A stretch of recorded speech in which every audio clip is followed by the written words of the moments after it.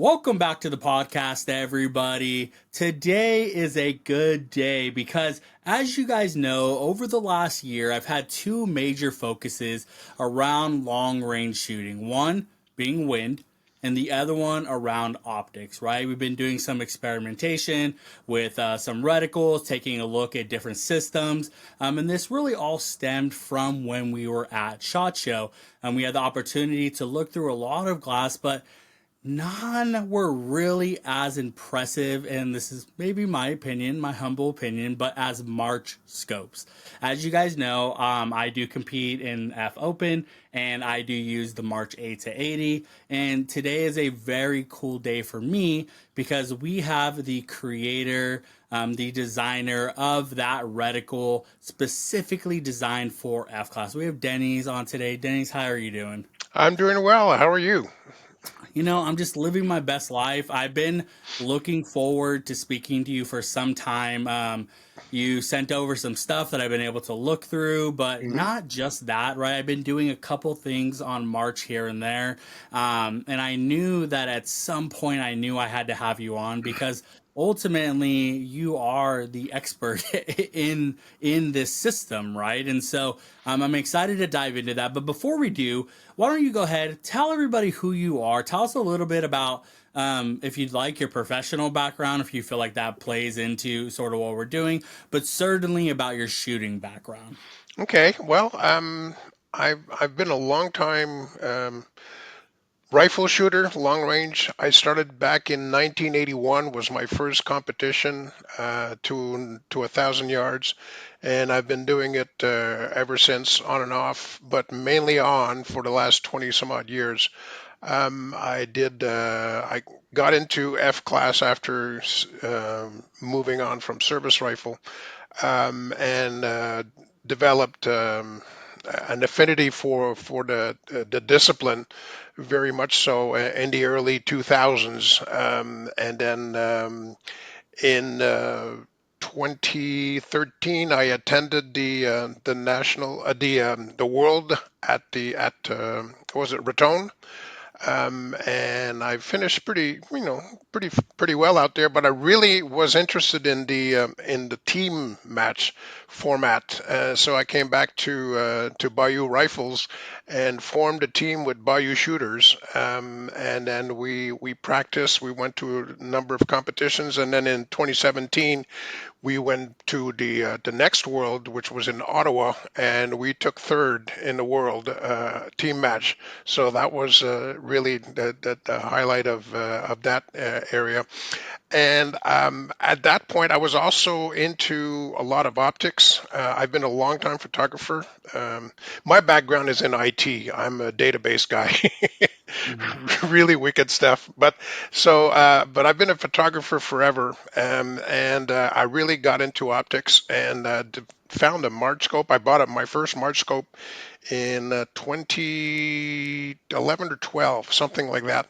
And then just really liked the scope a whole lot and got further and further into finding out about it and developing things. Not developing, but developing an affinity and just really a Mhm. regard for it. And then I was invited by Shiraz at the time in 2017 after the worlds to go to Shot Show, and be in the booth and talk about optics and March scopes and competition and everything. And then from that point on, I've been to every Shot Show with March, and just doing things. And yes, we got very close to. I got very close with the March people. I'm sort of an ambassador, if you will, for their brand. I know a great deal about their optics and everything inside of it. I don't sell scopes. I don't do anything like that. I just enjoy working with March to do certain things. And one of the things that they've let me do, or asked me to do, is to develop some reticles for them. And the WFD, the one that you were talking about earlier, was my most, well, not the recent. I got some more after that one, but this one was the most recent one that's been out there in a Mhm. product. And I'm happy to discuss that further, but I'm hoping that that really sort of gives you an idea of where I am. I'm an FTR shooter. You're an F open. Mhm. I'm an Mhm. FTR. I have high master ratings in long range and mid range, all with FTR. At 308 at 1,000 yards, and but and that's where I'm going to be ending my career. My shooting career is in FTR. Mhm. Yeah. Okay. We're definitely gonna dive. I mean, this is Okay. gonna be. I don't want to call it like optics 101 or rifle arm or Hmm. even March scopes 101 because I feel like we will get a little bit into the weeds, which I'm particularly excited about because you have a really great grasp of this. But I do want to talk about the club a little bit, right? Okay. Um, what's going on over there, right? What's the secret sauce that you guys have, right? Why? Like I don't, I do talk about this and I hint about this like every once in a while, like the work that's coming out of there, particularly, Win Zero is a sponsor Doug. of Yeah. Hmm. yeah, Doug. And so, because I do work with him, because I've been have an opportunity to talk with Tim, and Norm's been a little bit of help for some of my reloading stuff. Yeah. I've been able to sort of see what's going on there, as well as sort of look at the scores over the last couple of years, and just see like this really amazing trajectory that's coming out of your guys' area, right? Hmm. What's going on over there? Why are you guys so competitive on both fronts? We the club has been around since 1936. It's been there, but we had a 600-yard range until about 2000. I joined the club, I think in '05. I think it was. It's like 20 some odd years ago. And At that time, we had just opened up the 1,000-yard range, and we had something like 15, 20 targets or something like that. 15 targets, I think it was. And we had a little cover that was put together haphazardly. The club is owned by by the shooters, if you will, and so it Mhm. everything that gets done there, it's the shooters that do it. And then We had a hurricane come through and it blew down our cover. Mhm. I think it was in '08 or something like that. And then we put up a new one, and it's just that we are the only 1,000-yard range in the area in the south actually, Mhm. and we attract a lot of people. But well, as a club, we worked very hard in trying to make it better and better.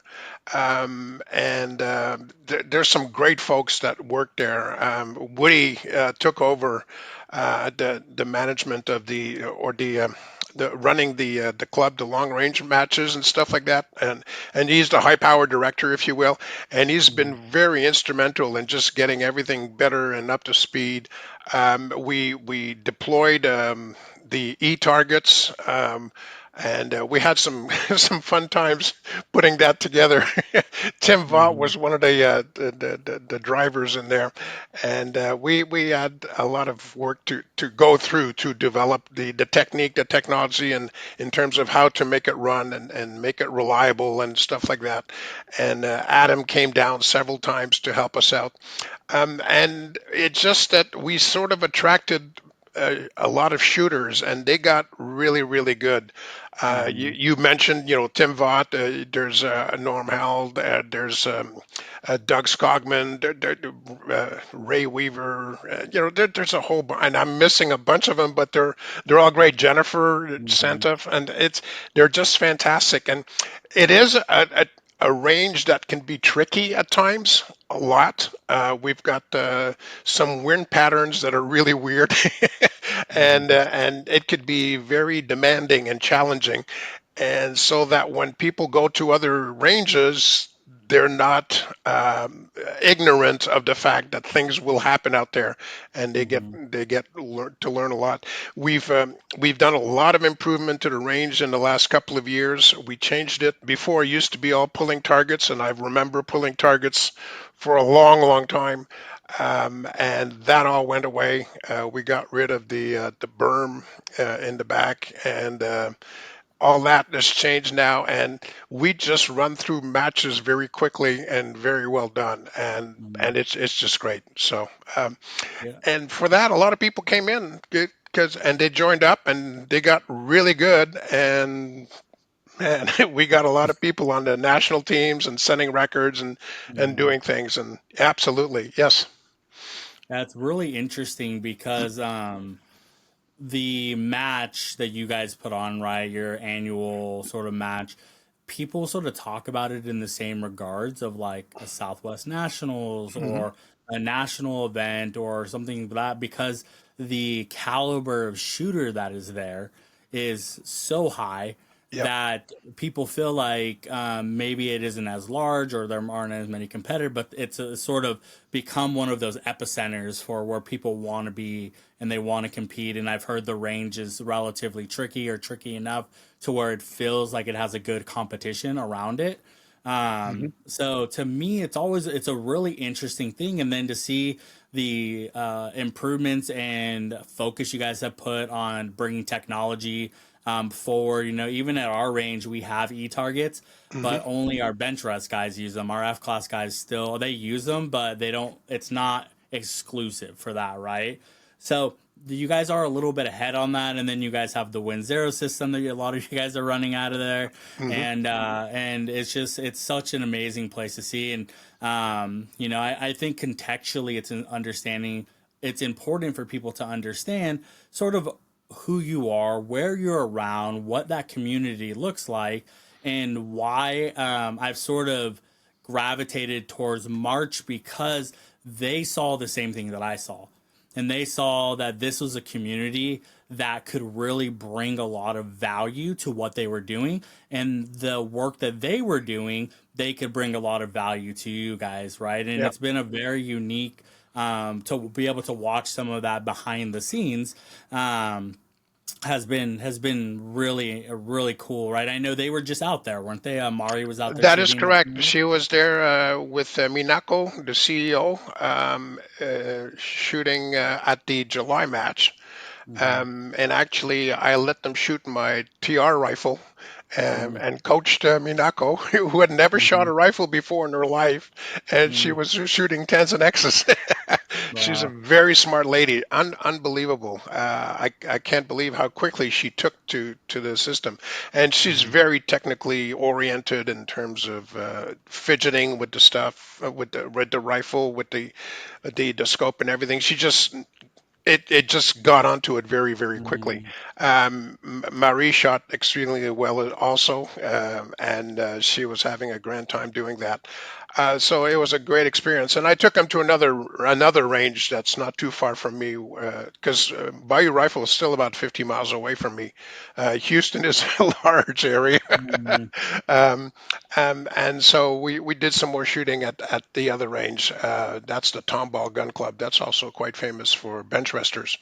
Hmm. And yeah, I've been bringing a lot of, March sends me stuff to test, Hmm. to try out and do things, and I take it out to Bayou Hmm. and I show it and I play with it and I test it out and let other people play with it also and everything. So as you said, there's been a synergy between March and Bayou Rifles Hmm. because of that, and it's been interesting. So they were really well received when they came to visit in July, and they liked it very much. So that was fun. Yeah. That was great. Yeah, I believe it. Mm. It's really impressive to see I mean, to see them in the dirt, I mean, out there shooting, competing, learning firsthand. But then also, you know, taking your guys' feedback, your expertise. You know, these guys that are on the national team, that are on the world team, that are, you know, firsthand making an impact in the community is really special to see that growth there. And Hmm. you've been a big part of that, right? I went for Yeah. a very long time. I was trying to decide. I originally started in PRS, and when I decided to move over to F class, I had a hybrid rifle. You know, I hadn't yet made that investment in a full blown F class rifle, Hmm. but I knew that I wanted to improve my scope, and that was sort of my next thing, right? I knew I had a high end optic for PRS shooting, but that Hmm. wasn't going to cut it, and it just so happened that at the time that this scope was really being announced, and not just that, the reticle, the MTR WFD, was being announced. and you and Tim had put a video out on YouTube, which I've told you I've watched Yeah, over and over and over. you're not the only It was one. such a unique Mhm. experience, right? Um, as a I wouldn't necessarily say I was a new shooter, but certainly to that discipline, and to try to figure out like, okay, what's a good optic, why are they good optics, how is this any different from this discipline to that discipline, and then not to really understand how these reticles work, because I was shooting first focal plane, so switching to second focal plane for me was a really big deal. And I just couldn't believe this resource was out there, right? What sort of drove you guys to make that video? Was it just because it was such a unique venture on making this reticle? Yeah, well, let me give you a little bit of background behind the WFD reticle. I when they told me that they were developing the Magesta, which was several years before it was announced, Mm-hmm. I got the specs on it, or whatever they would release to me and stuff, and so on. And then I started thinking about it, and I said, this is going to be the rifle scope for F class. This is the Mm-hmm. perfect one for that. And then I said, we need to have a reticle that will suit it for F class. Mm-hmm. All the other reticles are sort of hybrids, and and a lot of them do extremely well. But I was thinking that this one really needed to have something that was going to be special for F class, Mm-hmm. and I started working on it. It took me about a year to put together the reticle, and I actually talked with a lot of Bayou shooters at different matches, about how about this, how about that, what do you think of this, what do you think of that, how about this concept and stuff. And I showed them some sketches that I was putting together, and then, but my idea was always something to do two things. It was to be able to hold the water line, okay, which is extremely important in F class, uh, regardless of how far away you were from the X ring. Okay, so that was the first aspect. The other aspect was to help you go through whatever shimmer may be out there. And I had been talking with Dion about how the Magesta was going to be able to deal with the shimmer better than other scopes, but even with that, you still need something to punch through when it's really bad. And so I went through and I started sketching it out and putting it together, and then at the end, it was coming out, and they said, "Well, we think we're going to put it to and release it after the initial release of the Magesta." And I said, "You can't do that. It has to Mm-hmm. be with the first release of the Magesta." Mm-hmm. And they said, "Yes, okay, we agree. Let's do it." And then they went in, they took a chance, and I jumped in with them, and it's the response has been really great. A lot of people enjoy it. I've met a lot of shooters over the last few years that shoot the Magesta. There's a lot of Majestas on the line. I like the color because you can Mm-hmm. tell right away who's got one. Mm-hmm. And everybody that I've met so far, they all have the WFD reticle. Some of them know that it was me that put it together, and but even with that, I knew that it was a different reticle and that it needed to be explained. Okay, Mm-hmm. when you throw something out like that's very well, I don't know if it's a revolution or not, but it's definitely different than the other reticles. So um, I designed a reticle using PowerPoint on my computer. I created a line of targets, and then I just played with the reticle and designed it to the place, to the environment, and to make sure that it would fit what you would Mm-hmm. see on the line. Mm-hmm. And then when I showed that, and Tim saw it, and he says, let's go ahead and put together a video to explain it. And Tim had been shooting, and he realized what the reticle could do in the three parts that he's talking about a match, and first day or first morning, Mhm. middle, and the afternoon, depending on what the conditions are. And I thought that was a great way of thinking of presenting it to people. Mhm. So we're always F class shooters explaining it to F class shooters, if you will. Okay. Mhm.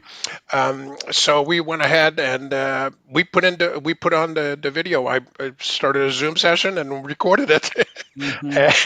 and I was showing my reticle using the actual PowerPoint that I used to develop the reticle, Mhm. and it worked out great. All of a sudden, people were just clamoring to look at it and seeing it time and again, and I think it explains well what it was for. Yeah, that's why we did it. Mhm. Okay. I thought there were a lot of great things about it, right? It Mhm. gave me a broader scope of what competition looks like Okay. around shooting, right? Sort of like you were saying, how Tim was sort of pointing that out, but not only that, like what these high level shooters are looking for and what they're at least hoping for, what they expect, right? Like how Hmm. much of another target do you want to be able to see? Where are they typically holding like their zoom ratios at?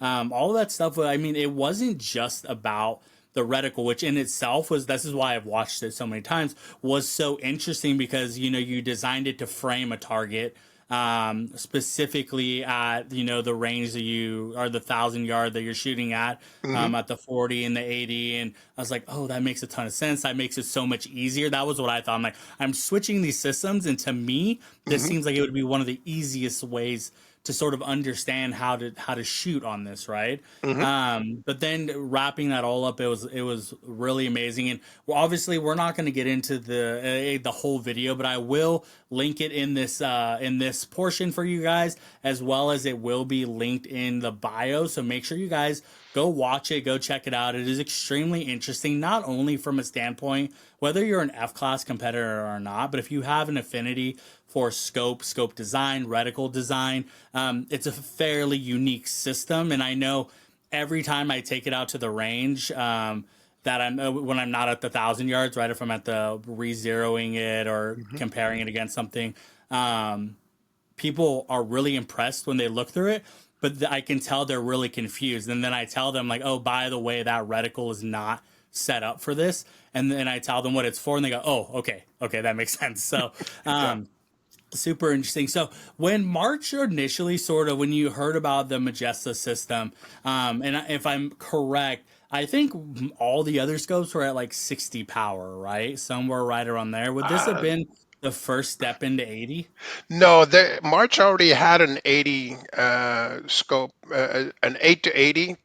It was Mm-hmm. actually the same as my original scope from March, which was a 5 to 50 by Mm-hmm. 56. They also had an 8 to 80 by 56. But I bought the 5 to 50. Mm-hmm. The 8 to 80 is the old technique. Well, old. It's got ED glass, and Mm-hmm. it's about a 20-degree field of view. Okay, Mm-hmm. which is what all the standard March scopes are about, and actually most every other scope on the planet are going to be around the 20 mark, 20-degree mark. 17, 18, 20, 21. Mm-hmm. The Majesta was different because it brought in a 25-degree field of view, which was a lot bigger. Mm-hmm. Also used a super ED glass, which we can talk about, Mm-hmm. and it had a few more components in there, what I call pixie dust, to help deal with the mirage.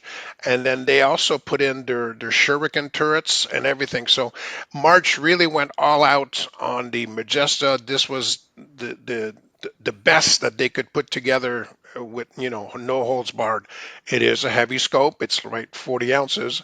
So Mm-hmm. even on an FTR rifle, you got to be you got to measure every ounce that you're putting on there. Mm-hmm. But it fits on mine because I've got a stock that's kind of narrow and not too heavy.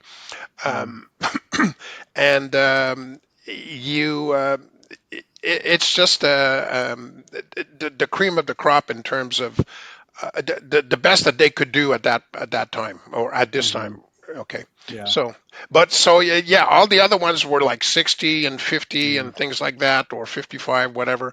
But they did have Mm-hmm. an 8 to 80. But this is the newer model. Yeah. Mm-hmm. Yeah, and for all the other manufacturers, right, they were right at that 50 and 60 Yeah. range. Hmm. And so obviously there was something innately very exciting about an 80 power. Hmm. I didn't know about sort of that original 80 setup because I'd really focused in on that Majesta setup. But Sure.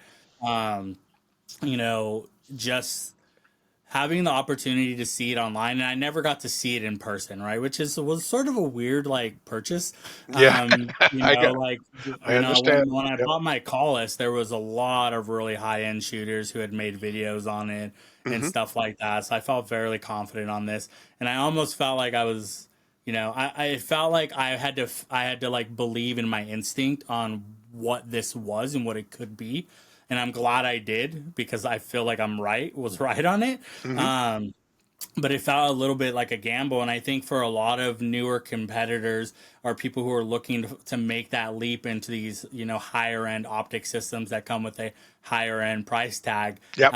it sometimes feels like that. And I think that's why it's been really beneficial with what March has been doing with, sending scopes out for people to borrow certain shooters, running them at ranges, and for those who go to SHOT Show, being able to see those as SHOT or EWA, or wherever. I think they're getting more time behind it. But the biggest shift that I've seen, and like you've sort of said, is they're on the line, right? And they're easy to see. Yep. But more and more and more, I'm seeing them out there, and because I'm at some of these events filming and doing photos, I pay attention to that stuff a little bit more. Like, oh, I wonder, who's doing well, who's holding market share. Are we seeing a shift? And I know that one of the bigger complaints around the scope is its weight, Yep. right? And I know that I just did a designated F class build, and I told them distinctly, said, I'm running this scope.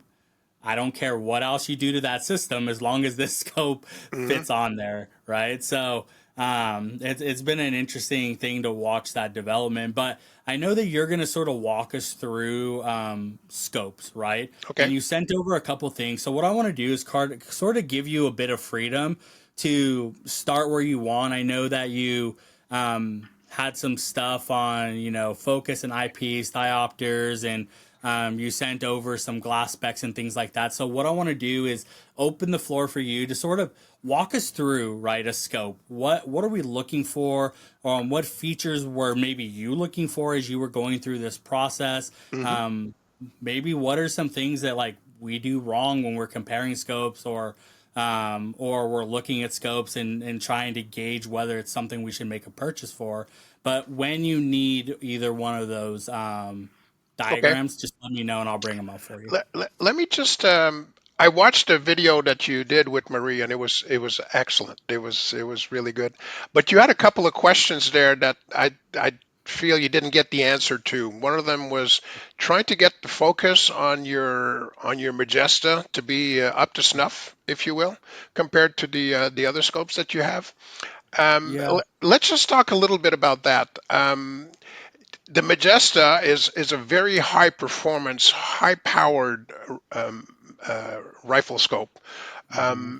and as such, it needs to be fine tuned to what you're doing. So when people get behind the rifle scope, they know how to do the diopter adjustments, and they focus and they play with it and on make sure that the reticle is seen properly on the background and stuff like that. And then they say that's what it's supposed to be.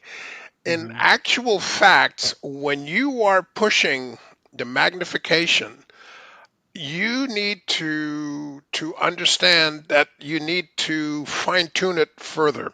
So what I do is that I do go ahead and do the trick that you did, which is to focus on the reticle and make sure that it's there and everything is good. Hmm. But then when I get to the 1,000 yard line, the first time that I had my Majesta, um, I would go ahead and play with the focus, the diopter focus, the side focus. Okay, make it the image as clear as I think it should be, and then I will play with the diopter to even play with a little more to even get it closer to it, because what you Mm, want is to set the diopter setting, which is not really a diopter, it's actually a fine tuner, if you will, mhm, to be at the range that you're going to be playing with. Okay, when you're looking at 40x or 20x or whatever it is for scopes like that, that's not as critical.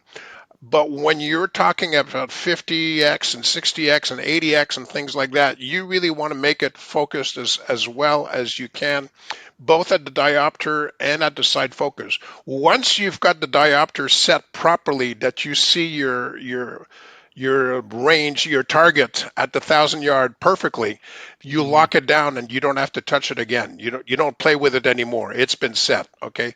Then mhm, from that point on, you play with the side focus, and that's okay. So you're not playing with the diopter all the time. You're only going to mhm, play with it the first time, but you got to set it up so that you get the perfect crisp image. When I'm shooting at 1,000 yards and I look at the target, the, the I can actually see the numbers that you have on the rings. When you're up close, you see them, they're about this big. mhm, I can see them in my scope. It is that mhm, clear. Okay, I've got the focus down perfectly.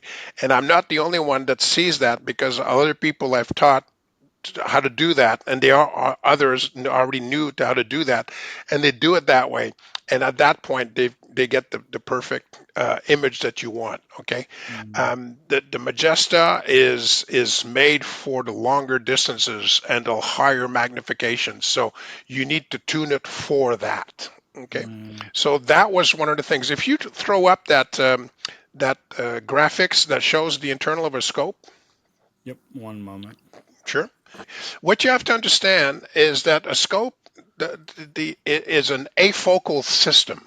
Okay, the the light rays that come in on the left are coming in from the environment. They're afocal. They're not focused on anything. Okay, they're just coming in, and then they will go through your objective lens, and it will be it. The objective lens will focus the image at the first focal plane. That's what you see right there. Okay, Mhm, from that point on, there's going to be some transformations that are going on, flipping the image or whatever. But the first focal plane is the one that has to have the most perfect image that you can get, okay, from that system. On a side focus, you've got that focusing lens in front of you that you see in the middle there that's going to go back and forth. That's the mhm, one that focuses for the distance that you're shooting, okay? Once you've got it focused and you got your image that's very crisp there, then everything else goes through. There's a lot less light bending or anything. And what comes out on the other end is after the second focal plane, which is where the reticle is, the image comes out and everything comes out afocally as well. Okay, so that's why there is no focus in the back of a rifle scope. It's just transmitting it afocally. The light rays are parallel. Okay, mhm, they will hit your eye, and the iris will focus on the retina. That's the mhm, eye will do the focusing. So the image doesn't come out in focus on the back of a scope, and that's why you have the eye relief, the distance that you can move back and forth. If there was something in focus, it'd only be focused at one location. Okay, and mhm, you'd have to be there, but that's not how it works. It's an afocal system. So you are looking through your scope, using your long distance, your far vision, okay, because it's an afocal system. It's designed to be focused at infinity. It just happens to catch the reticle again into the afocal system and just shows you the image at the other end. But everything else is afocal. It is not focused on your eye or anything. It just goes directly to your eye afocally, and then it goes in and gets focused by your iris onto the retina. Okay. mhm.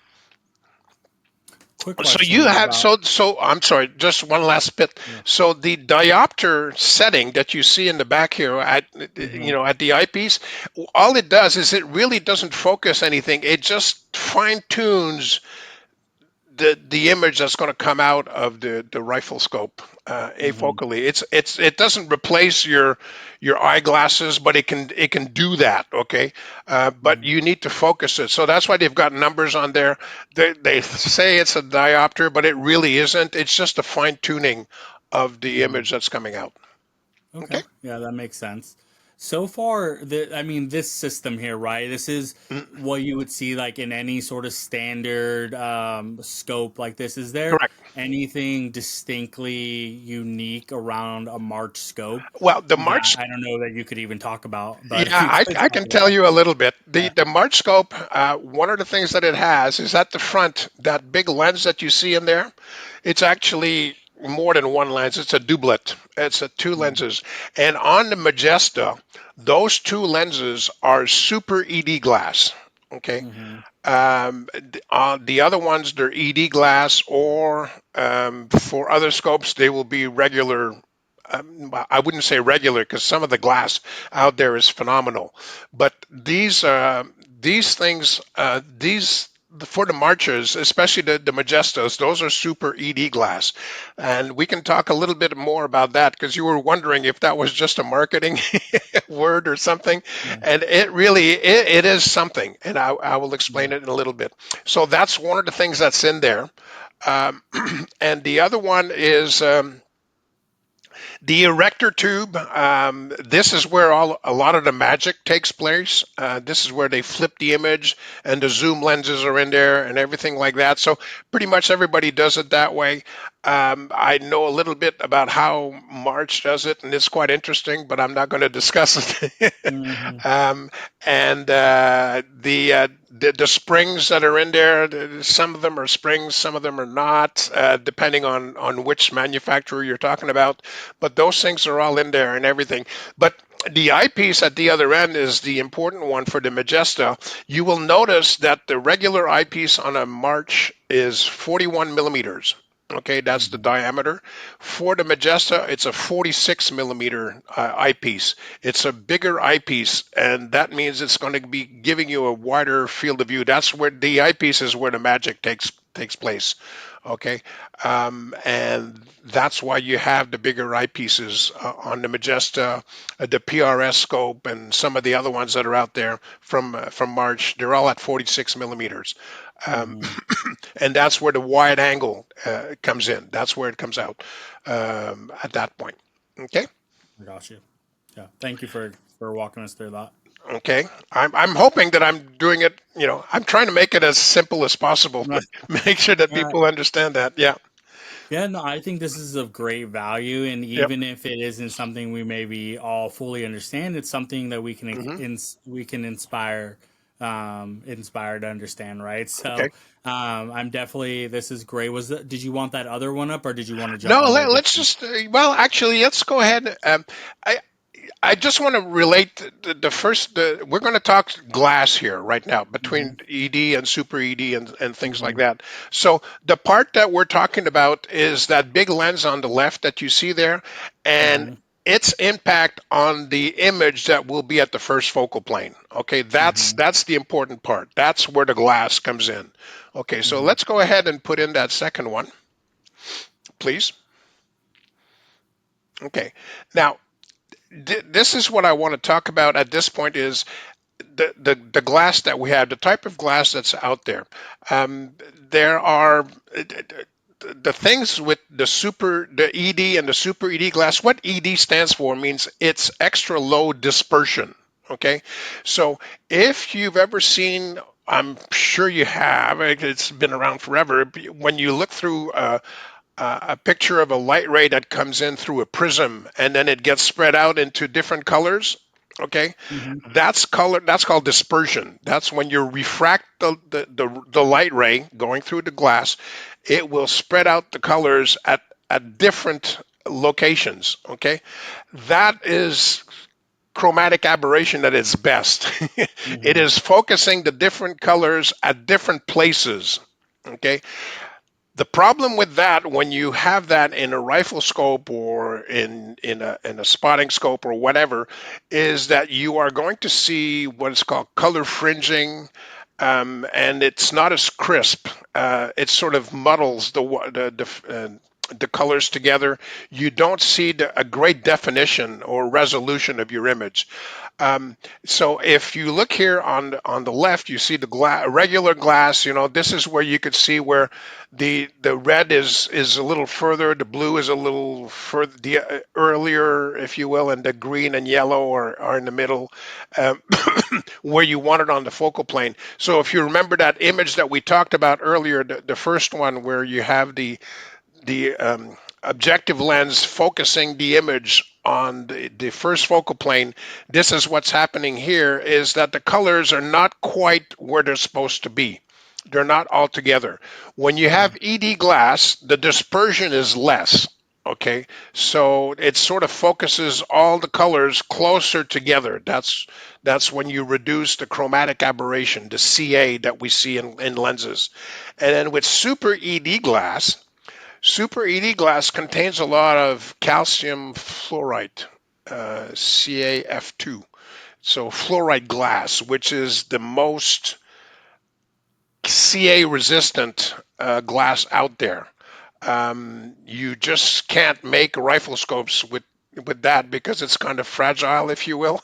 Mhm. But spotting scopes do come with that. Like Kawa has spotting scopes that have pure fluorite crystal, fluorite, Te crystal, and there the chromatic aberration is controlled like you wouldn't believe. It's great. Super ED glass contains a lot of that CaF2 in there. It's in a matrix and it's held together, and it does a fantastic job. The what you use to measure this is something called the Abbe number, ABBE number. Okay, and Mhm. the higher the Abbe number, the more dispersion is controlled. And I think something like for CAF2, for fluoride crystal, it's 95, and I think it's 95.6 or something, or a big number like that. And Super ED glass is a 95, and just a little bit under, like fractions under. So it's really covers it well. ED glass is going to be around 80, and regular glass is going to be in anywhere between 30 and 50 in Abe number. Mhm. So what what people will do, other vendors that do not use ED glass will use, they will use apochromatic lenses, which means that it's one type of glass on one side and another type of glass on the other side, and trying to rectify the CA and sort of focus everything together. Some of them do a great job, but it's only going to be for a couple of wavelengths because they can't do that Mhm. across. ED glass and super ED glass control the CA across the entire spectrum, which is what I think is important for rifle scopes. And that's the difference between ED and super ED glass and regular glass. I'm hoping that I got that across a little bit. I think I threw a lot of concepts here, but No, I thought it was great. yeah, I have sort of two follow-up questions. okay, The sure. first one, if I hopefully I'm saying this, the ABBA score, is that how you say Abe, the ABBA? ABBA? ABBE, yeah, yeah. Abe. So for that score, are all lenses inside or all glass that are inside of all optics for this industry? Do they all have that score and you can find it some way? The Abe numbers are available for everything. You can go find them on the internet. They're all listed everywhere for the different glasses. Mm, The thing is, you don't know what's inside a rifle scope. mm, That's a secret that the industry likes to keep very closely. You say somebody says, "I've got shot glass in there," but you don't know where it was made, who made it, how it was designed, or anything like that. But it could have the word "shot" on it. It doesn't mean anything.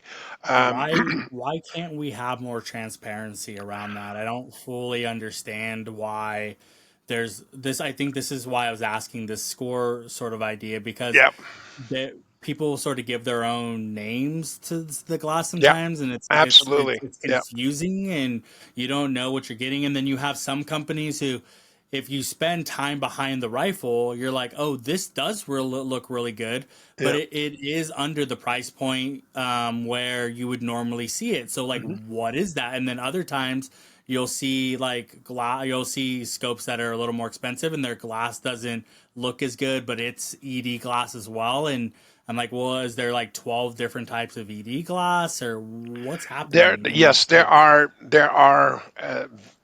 entire variations on everything. Okay, Hmm. and it is going to be up to the designer, the optical designer, to specify the glass that he or she wants to use, Hmm. and they will get that from a catalog, and from the vendor, to say this is what these things do, that and the other thing. And it's not just the ABE number. There are other things that go along with that as well, the resolution and things like that, and so on. So it is really up to the optical designer for the system that you're looking at for that rifle scope to figure out the combination that he or she will put together for that. And there's no way that they're going to reveal that to Hmm. anybody. So you don't know where the glass comes from. They don't want to advertise. They don't want to talk about it, and that's when they use terms like ED glass and super ED glass. And you've also heard terms like HD glass and Hmm. XD and so on and so forth. So it's a confusopoly, and I Hmm. think it's designed that way. And I don't know. I don't have an insight into it as to exactly who does what to whom, where, Yeah. and things like that. And I'm sure there are a lot of people that understand that far better than I, and I'm just not going to get into it because I don't really know why they do it that way, but that's the way it is. If you look at camera lenses, they do the same trick. Nikon will Hmm. have lenses that have a combination of ED and super ED and crystal fluorite, and these lenses will cost $10,000, $12,000. Yeah. Okay, so they just keep it. It's trade secret, and it's what they do. Canon does the same thing, and Fujinon, and all the other guys that do Hmm. the same things. They will tell you that this is an ED component, and this is a super ED component, and this is a fluoride component, but they're not going to tell you where it came from and what the specs are on it and everything. It is company proprietary, and I get that. Yeah, that's fine. And Yep. so Super ED is March, right? I mean, there's anyone else that has I Super ED? At this moment in time, and for the last 3 years, they introduced a Super ED glass in 2019 with the March 10 to 60 by Hmm. 56, what everybody calls the High Master. Okay, Hmm. and the High Master lens system was designed around Super ED glass. And as of today, I am not aware of anybody else that's using Super ED glass.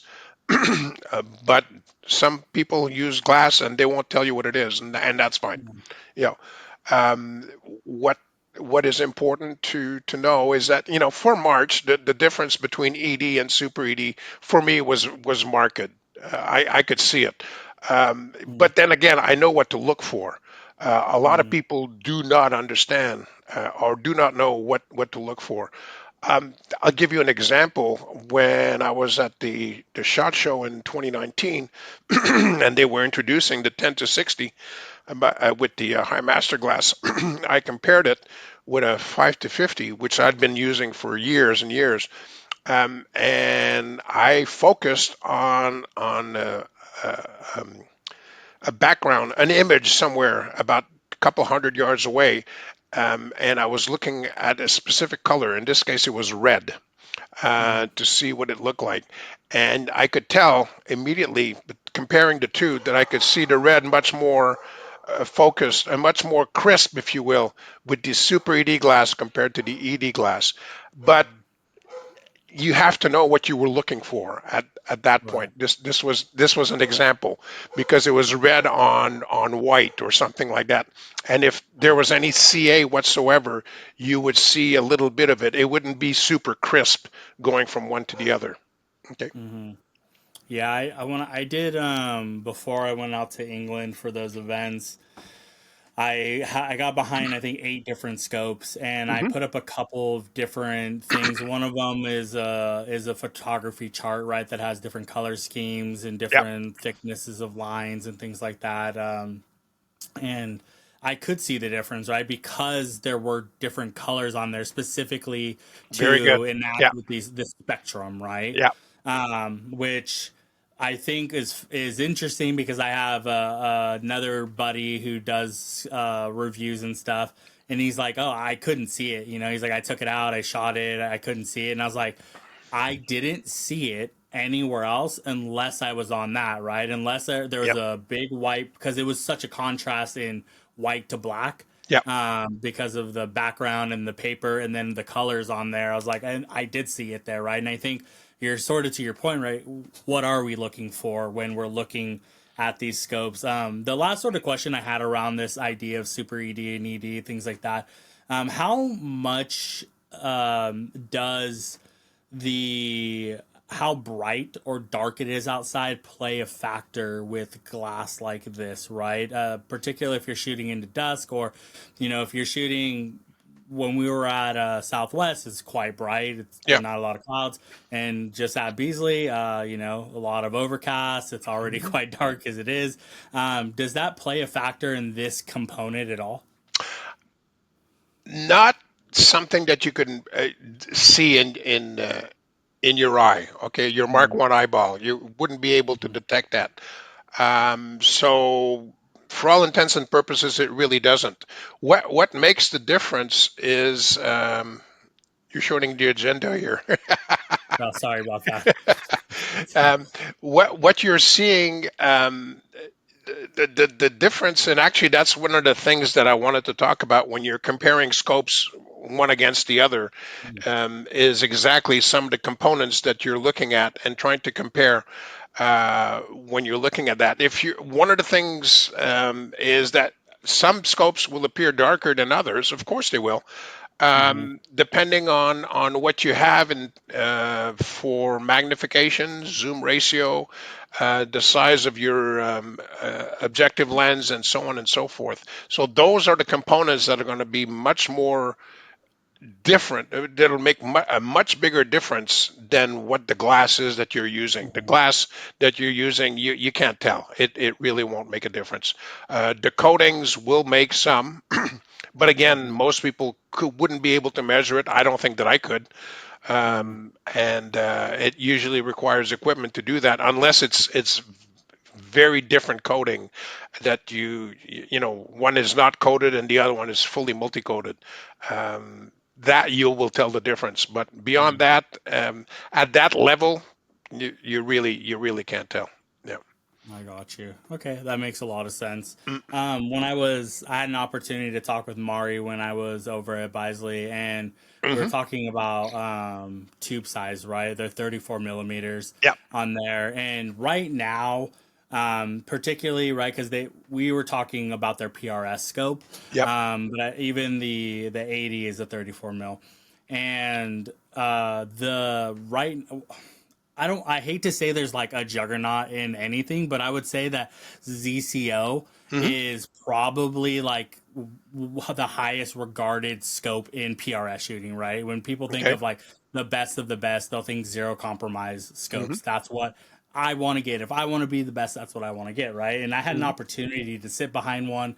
They're very, very good. Oh yeah. But Hmm. I also had the opportunity to sit behind the new 40 for March, and it was better. And I thought this is where comparing them is really difficult because I didn't have a 40 for a 40, right? Yep. I was using, I think they're 27 is what it was. So it's not, I tried to keep them at the same like general focal length, but somebody showed up who's a high level regional PRS shooter out here, and he had brought a couple of his rifles to do some load development on. Okay. And he asked what I was doing, and I told him, and I was like, "Oh, what are you running?" He's like, "I'm running the ZCOs," and I was like, "Hey, would Hmm. you mind looking through this scope and telling me what you think?" Right? I didn't tell him anything else about it. I was like, "I just want to know." And he was sort of a loss for words. He's like what is this? Like I don't know what I'm looking through because it was so good that he's like, I haven't seen this before because he's had the opportunity to look through these other scopes, Sure. and I told him what it was, and he's like, oh, he's like, I didn't know that March made scope, and I didn't know that it was this good. Yep. And he was like, I was just looking to buy a 40 ZCO. He's like, I think I'm gonna buy a March now, right? Yep. But it was interesting, sort of looking through all of these different optics, and I did compare it to the 80 as well, and that's sort of where the question came up with Sure. Mari. Hmm. But to see it real time like that unfold was really funny. And I didn't preface anything. I just generally wanted to see what he had to say. But Yep. what when people are looking through scopes Hmm. and they're trying to figure out what they should buy or why they should buy something, or is something good or not good, right? I often tell people, like, there's a degree to which these products are good, and there's probably a degree to which you can improve it, and you're probably not a good enough shooter for that to matter, right?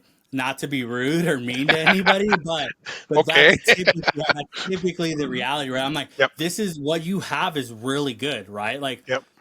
did you win your region? No, then why don't you win your region with what you have? It's probably not this. It's probably some fundamental problem you're having in your shooting practice and things Hmm. like that, right?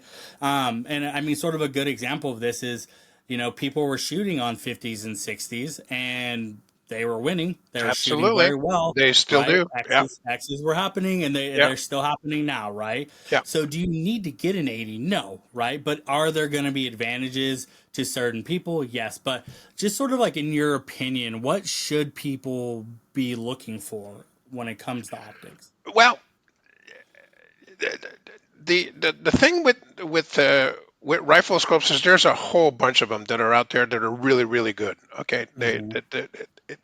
uh, we live in an age where there's a plethora Hmm. of excellent scopes that will do very well for you. It won't make you a better shooter to have a better scope. Right. Okay, or things like that if you don't have the fundamentals exactly as you were saying, if you Yeah, I can't mean, I shoot. bought the Yeah. 80, and I'm not on the world team. It didn't really Absolutely. make it Yeah. didn't make a difference. And so that's what you're looking at. What Mm, what I see is that you have to when you're looking for a rifle scope, you have to see that you want to get one that will fit your needs. Okay, mm, and that's what everybody says, of course, and then they try to go ahead and compare things, and that's where it gets very fuzzy.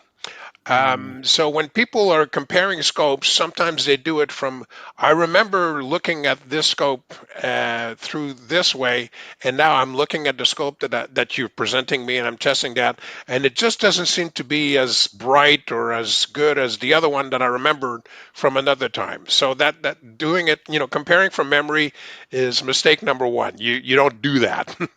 Okay, mm, that's just a bad thing to do. What you have to do is you have to compare the scopes at the exact same time, looking at the exact same target, which I think is one of your big things that you like to do, is mm, exactly that, and that needs to be done. Now, the other thing beyond that is that you have to look at a scope and sort of match the parameters. If I'm looking at a 56 millimeter scope for the objective lens, and you're comparing it to a 42 millimeter lens or 50 millimeter lens, you're you're wasting your time because it's mm, it's different. So if a 40 millimeter lens is going to do what you need it to do, then go ahead and just concentrate on that area because that's going to be mm, a different size and a different weight and everything like that. That's what you're going to be looking at doing. Okay, so if you're trying to figure out a scope for you, that's what I said. It's got to fit what you're going to be wanting to do. If I'm going to put mm, a 35 or a 40-ounce rifle scope on a rifle, I don't want to be lugging that around, to do some plinking or hunting or whatever it is that I mm, want to do. Okay, this is where I want to put it on a rifle that I just drag from the back of my car and drop it on the line. Okay, mm, so the objective lens has got to be similar. You got to be looking at something that's the same thing. And usually, I try to say, if you're going to compare a 56, compare it to another 56, okay, or something like mm, that. The other one that people do is when I give you a scope, and I've been at SHOT Show like what 7 years now in a row and something like that. And the people come by and they look at a scope, and the first thing they do is that they will wind it down to the bottom, okay, on the zoom, and then they'll look through and then they just crank it up all the way to the end. When your zoom ratio is 10x, 8 to 80, Mm, at 8 it's going to look fabulous. Okay, you see everything, it's great, you got the perfect and everything. And when you get to 80 it is dark. Imagine that, mm-hmm. because of course that's how rifle scopes work. they Yeah. they will shrink the area that you're looking at smaller and smaller and smaller, and that's what you're presenting to it, and it's the same amount of light that came through at the beginning, but you're only looking at 1/10 the light or 1/20th or whatever it is that you're looking at compared to what it is. So if you're looking at the zoom ratio between two different scopes, you better make sure that they have the same zoom ratio if you're going to do that test. Okay, Mm-hmm. so usually you're going to have a 3x scope or a 4x scope or even a 5x on a zoom ratio. Okay, like a 3 to 15 or something like that. Then that's fine. You can go ahead and test both of them at the beginning and end because that's what people do, and that's okay. Now, if you're looking for a 15 power scope and that's what you want, that's a good test to do. Okay. Mm-hmm. The other time is when you have a minimum magnification and a maximum magnification, and they're different. Okay, even if you have the same uh, objective size. Okay, if I'm going to be doing a 3 to 18 6x versus let's say an 8 to 40 or something like that 5x, it's a completely different range. Okay, you Mm-hmm. can't compare the two, so you want to make sure that you're comparing the same lower range to the upper range, and if they're not going to be the same, you just want to match it between the two, which is very very difficult to do. And that's why people all of a sudden they try to compare things and it just doesn't work out because they're looking at two different items. Okay, and the other one that really is a big kicker is the field of view. Now this is new for people that are just finding out that there's such a thing as a wide angle Mm-hmm. eyepiece. Okay, and I've been dealing with this with a lot of folks when they're looking at a scope, and um, if you're looking at the Magesta at 80x, it has the same field of view. The target that you were talking about, looking at the target and a bit of the other side, that's the same as another scope at 55x. Mm-hmm. Okay, but at 55x, they're going to be a lot brighter than at 80x. So I say, okay, you're comparing the same field of view, which is a silly thing to do because that's not what you're supposed to be looking at. But the person is saying, well, I'm used to seeing the target like this. Okay, so they use it at that distance. And Mm-hmm. then or at that magnification. So when you try to say no, make it both at let's say 50x or something like that, then the field of view is very different, and people have a problem dealing with that. It's different. So if you're looking at a scope and do you want the wide field of view, that's the important part, or a regular field of view, which is okay too. That a lot of people have been winning matches and doing well with those field of views as well. And so that's one thing that you have to keep in mind. And then, of course, the other one is the reticle. When you're presenting one reticle versus another, they can be very, very different. And if you're used to one reticle and you're looking at another one, it just doesn't look the same to you. So Mm-hmm. you have to see that you want the reticle that fits what your needs are. Um, Mm-hmm. and I'm not sure if I answered your question, but those are things to compare to keep in mind when you're comparing scopes between different scopes at one time. No, I thought that was great. Sort of the comparison I was making earlier was with the 34-inch tubes is ZCL runs 36-inch, right? Yeah. And so when I had asked Mari, and we didn't talk about it super in depth, but I said, why didn't you guys go with a 36-inch tube? Do you know why? Or, I mean, I guess the question really is there really any innate value in having a 36-inch tube? Because it is far more difficult for most companies, they don't make 36-inch rings. That's So correct. it's sort of Yep. it's sort of a niche thing. So is it like, well, we want to meet the biggest community possible, but is there a value in increasing that? And at what size does that, like, can we go to 50? Can we, like, how big can you really go on these things, right? Okay. The difference between 34 and 36 internally is not going to make any difference to the light path. Okay, because Mm, everything goes through the erector tube that we saw earlier. Okay, that mm, erector tube fits inside of your scope. So at a 34 millimeter tube with a 4 millimeter thick um, uh, wall, uh, you're looking at 34 minus 8. It's going to be 26. Okay, so inside the inner diameter is going to be 26 millimeter, and your erector tube is even smaller because it has to be because you want to be able to go up and down. So the 36 millimeter tube is usually going to give you more elevation, if you will, or you can use a thicker wall. I'm not sure what ZCO does. I believe it probably has a larger, a wider range of elevation. I don't think that it makes any difference in terms of the internals, but I can't talk to that because I don't mm, know the ZCO and how it is yeah, inside of there.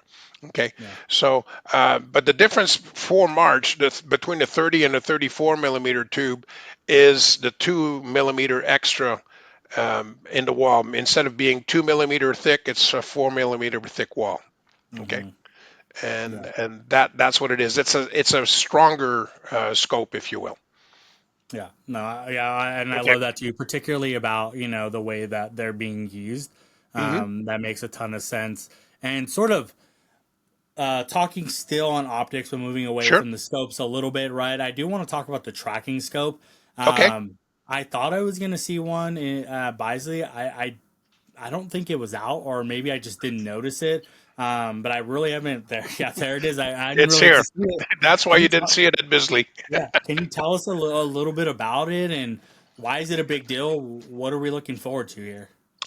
This we showed this March did at the 2025 shot show, and I think you saw that there. Okay, Hmm. and that's what it is. This is actually a Magesta scope, but in a format that's like a spotting scope, but it's not a spotting scope because it is a rifle scope, and you have to keep it at a distance from your eye. Actually, to open this, okay, to be able to see through it. Okay, Hmm. a spotting scope you can get right next to it because it's made for that. There is no eye relief to speak of, so that's why they put this little thing in the back here, and that positions your eye nicely at that distance.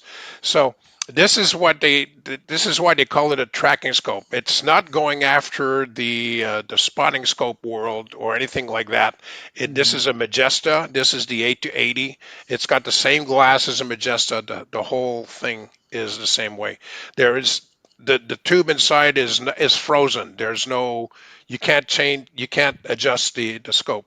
What it do have is in the middle here, and this is a it's been through hell. But it if it sits on the tripod, you can adjust it like this. Okay, so That's that's one. like a Yeah, not a rotating, but like pivoting ball pivoting, stuff, right? Yeah. especially when you see a lot of people at PRS matches or other places, they will have several devices on the same Hmm. tripod. In this way, instead of moving the entire tripod, they can just move this and focus exactly where they want. Okay, Hmm. and that's the tracking scope. There's going to be two models, and they'll be showing it at Shot in 2026. There's a 6 to 60 That's going to be first focal plane, so you can have a reticle in it because it is a rifle scope, and or you can do without a reticle. And there's going to be the 8 to 80. Now this is it doesn't look like this. There's been some changes after testing and things like that. They've added some more changes to it, and but they'll be I think they'll be at shot in 2026, and they'll be very interesting. The 8 to 80 also has all the reticles that are available for the Magesta. Plus, I've designed another reticle for this machine, for this optic here, the 8 to 80, and I also did one for the 6 to 60. But in this case, it's not something that you aim. Okay, the reticles are because those the reticles that are built right now are for aiming.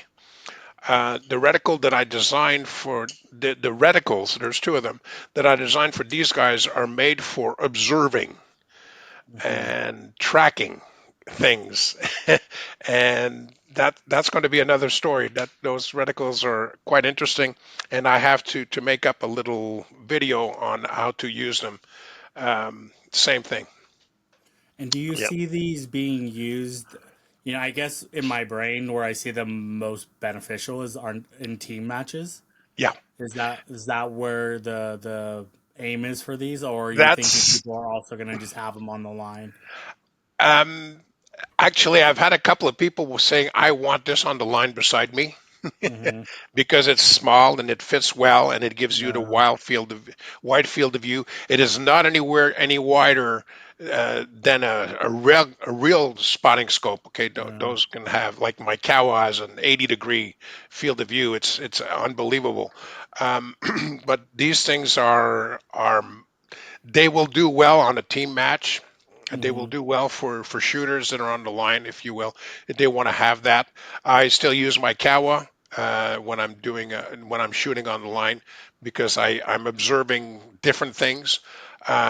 But I can see this as an aid to a coach, and that's how I designed the reticle for it was for that, Hmm. from the point of view of a win coach, looking what's going on out there. You're not aiming the bullet here. You're trying to figure out what's going on out there and seeing things that are going on. I've added some features to that reticle, and maybe at some other point I'll send them to you. You can look at it. But they're very interesting. They're very different. Again, I, I I designed a few things in there to help you actually gauge the mirage and look at the trace and see what's going on. I even wrote an application that runs on a phone to tell you what your trace is going to look like and where it should be for the distance that you're shooting, like 2,000 or 3,000 yards or 4,000 yards. It tells you where the trace needs to be at the top, the apex of the trace. Hmm. It calculates it for you, and then with the scope you can measure it and see if it's going to be there. Wow. It helps you. So this is mainly that I see the 6 to 60 would be great for ELR. Hmm. Okay, for those features with that reticle, the WTD, and the 8 to 80 for F class team matches. It has the same features, but it has the an ingredient to help you measure the mirage, Hmm. the Is speed of the there mirage. Yeah, is there any? Do you think that with the WFD that that it's you nailed it? Like it doesn't need any improvements on it, or have you? Has there anything in the works where you're like, you guys are like, oh, you know what? I wish we would have added a line here or changed the thickness or whatever the case may be, and that there might be some sort of adjustment to that in the future? no, No. they I've talked to a lot of people and I've Mhm. received a lot of emails. And no, there has been no. There's been. I've been using it for the last 3 years, and it just Mhm. works. It's. Mhm. I think I did a good job on that one. Okay. And there's no. If there's anything, it would have to be a totally different. environment. Mm-hmm. Okay, but for the design, for what it was intended to do, um, I don't know of anything that I want to change on it. Mm-hmm. And I haven't heard from anybody. Of course, anybody that watches this podcast is free to contact me and say, "Yeah, but I want this and that."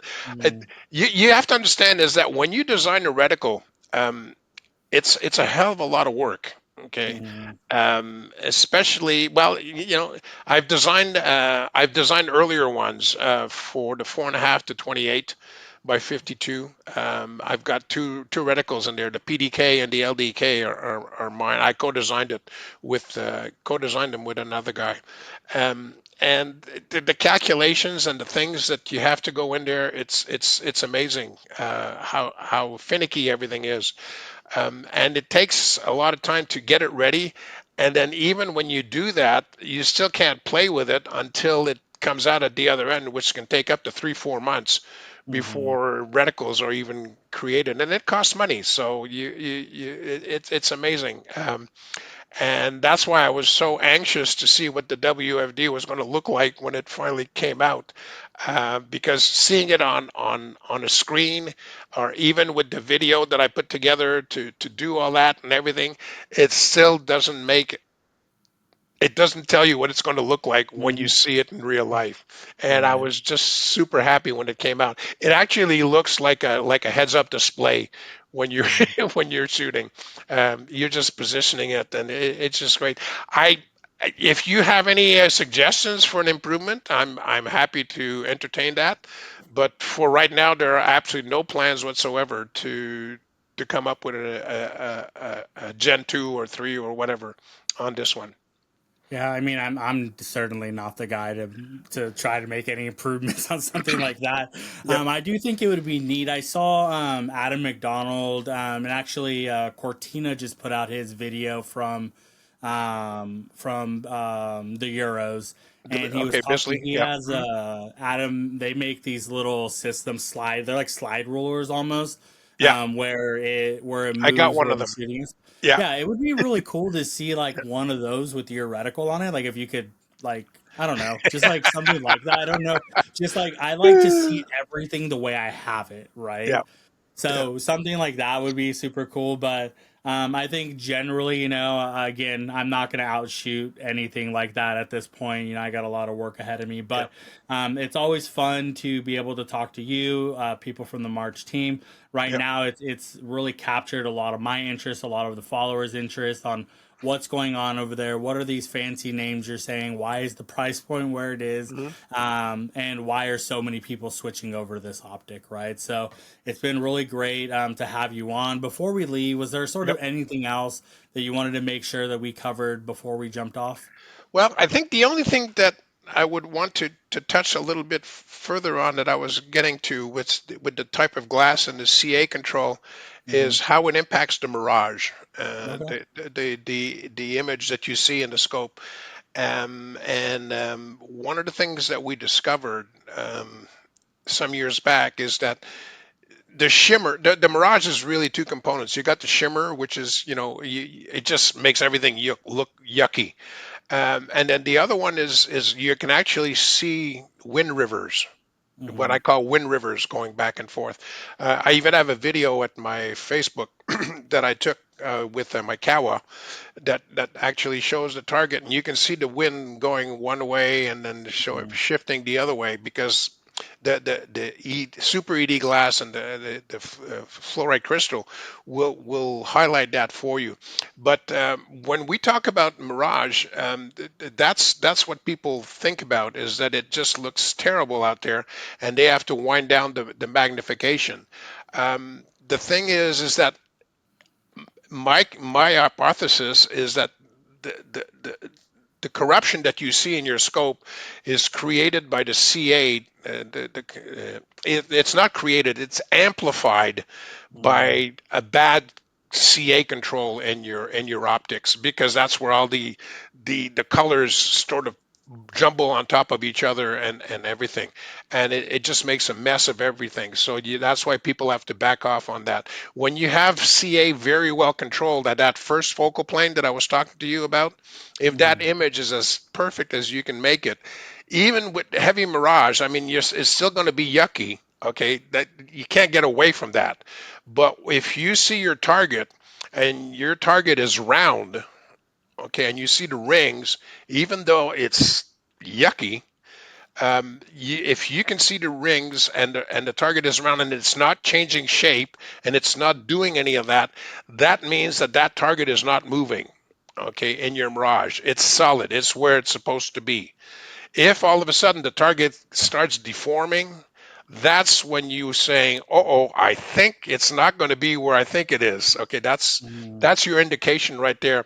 And I think my hypothesis is that the CA control of super ED glass retards the degradation of the image quality, the IQ in your scope. Hmm. And that's why you can keep higher magnification. I usually shoot at 80, 75 to 80x all the time at Bayou Rifles, and we're in South Texas. In the Hmm. summertime, there is mirage. Okay, Hmm. but I will be shooting at that magnification. I can really see the rings, and I can identify them, and I can position my WFD reticle to be exactly where I want on those rings. Okay, it doesn't mean that the image is good. It's terrible. But the thing is that your brain does a lot of the interpretation of the image Hmm. that's coming from your scope. It does an awful lot of interpretation. And as you get used to seeing your target swimming in the mirage, in the shimmer, okay, um, it starts to disappear on you. Your brain is handling it for you, and you can concentrate on putting the reticle where you want on the target. Um, if you're immediately bringing it down to 40x or 20x or whatever because you want to get rid of all that and have a nice crisp picture, that's fine. You can do that. That's not a problem. And the reticle will deal with that for you at 40x, exactly as you said. But you need to train your brain to be able to deal with it and to to help you position your target. When you get higher magnification, it's not that the image is bigger, it's closer. That's what the scope does. It doesn't make the image bigger, it brings the target closer to you, and then you can position your reticle exactly where you want to be. You can be more surgical that way. Hmm. Okay. And that's what I think the control, the CA control that is afforded to you by ED and especially super ED glass will help you conquer that. Okay. Hmm. I think why this is what I'm particularly excited because some podcasts I will listen over to, and other ones I'm like, I got the gist of what happened in that episode. I'm Okay. really excited to go back, listen to this podcast, and see where I can start to take some of the nuggets that you were able to provide to everybody today, Hmm. implement them into my training protocol, and see if there's ways for me to improve my shooting through a better understanding of what's going on with the Okay. equipment I have. So I appreciate that. I think everybody's really going to appreciate that. Again, March as a general, I appreciate you guys being so willing to come on and contribute to this space. So thank your Hmm. guys' team. And I don't know if you're not really like necessarily social, but do you have like a social media account that if somebody wanted to reach out to you or something like that, they could? I'm on Accurate Shooter. I'm Turbulent Turtle on Okay, Accurate Shooter. there you That's go. the best place to find me. I all my posts have my name at the bottom, so Okay. you know what it is. But Turbulent Turtle is the handle that I go by. I don't do a whole lot on Facebook, but I do have an account there, and if you want friends and stuff like that, you can go ahead and do that. I'll be putting some more. I've been writing a large article on Mm, optics that covers a lot of what we talked about here, plus a whole lot more, especially for eyeglass wearers and mhm, rifle scopes. I'm doing some testing and some new things that I'm discovering, and I'll be putting it. into that article. And so I'm going to be a little more active in that respect. But beyond that, you know, like I said, I don't work for March. I don't sell scopes. I don't Mhm. do anything. I'm just a shooter, and I'm an ambassador for March because I really love their products and the company, and I've met them all, and they're fantastic people, and they do listen to their customers, to their users. Yep. Okay. Absolutely. Well, we appreciate it. Thank you guys very much for being on with us today. If Okay. you have a chance, like, comment, share. It goes a long way to growing this community. And you guys, why don't you get out to the range, take a shot, and I will see you guys next time.